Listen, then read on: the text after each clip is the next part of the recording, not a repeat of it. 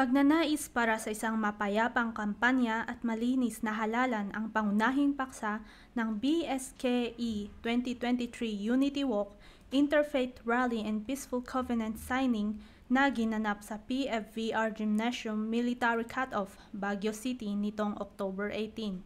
Sinimulan ang programa ng Unity Walk mula Baguio Convention and Cultural Center hanggang PFVR Gymnasium na nilahukan ng mga iba't ibang ahensya ng gobyerno at candidates ng barangay at sangguniang kabataan election. Nagbahagi naman ng mga paalala, gabay at patnubay ang mga speakers ng kaganapan. I urge everyone to take in heart the gravity of this undertaking and the pledge that we make to give rise to a more secure, accurate, free and fair election. For our part, the COMELEC and all the partner agencies, we have the commitment to administer the elections as soon as possible. For you candidates, you are here to make a commitment. It is to serve the public. Atin po sanang sundin ang mga karapat-dapat na gawin dito sa ating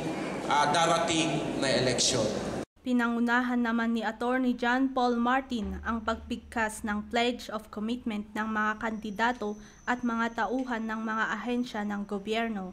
Pero bago nito, reminder number 2, be mindful of your expenses. Pang-asyo, ilimit nyo lang, ikasusin nyo. Campaign paraphernalia, please take note of this. Bawal na kita.